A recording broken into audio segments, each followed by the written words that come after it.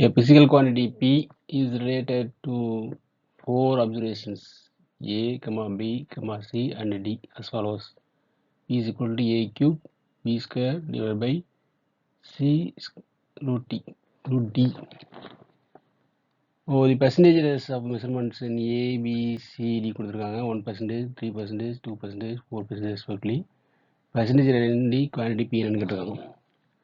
இப்போ given relation வந்து நம்ம எழுதிக்கலாம் A cube B square denominator C root D ரெண்டு இருக்கிறதால C இன்வெர்ஸ் எழுதிக்கலாம்.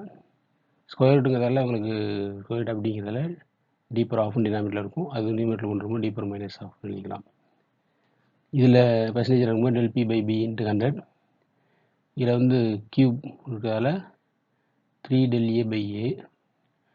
இதில் எல்லாத்தையும் காமனாக நான் 100 எடுத்துட்டேன். எல்லாத்துலேயும் 100 வரும் இன்ட்டு 100 வரும். நான் காமனாக எடுத்துட்டேன். இங்கே 2 del B by B plus 1 del C by C plus 1 by 2 3 del D by D. Even though நெகட்டிவாக இருந்தாலும் நம்ம என்ன பண்ணணும், இதை பாசிட்டிவாக நம்ம எடுக்கணும் அப்படிங்கிறது நம்ம எரரில் தெரியும், எரர் அனாலிசிஸில். ஸோ இதில் வந்து என்னன்னா ப்ரெஷரில் வந்து இன்னும் உங்களுக்கு வந்து பர்சன்டேஜ் கண்டுபிடிக்கிறதுக்கு அந்த ஓனுக்கு ஏபிசிடிக்கு உள்ள பர்சன்டேஜ் நம்ம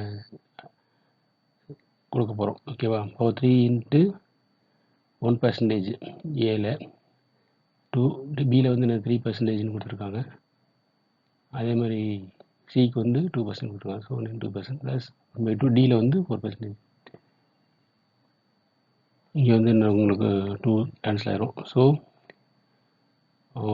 3%, 3 + 6 + 2 + 2.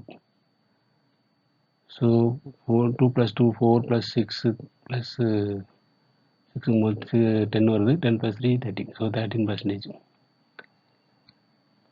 So option 3 is correct. Thanks for watching. Keep watching. Subscribe and share.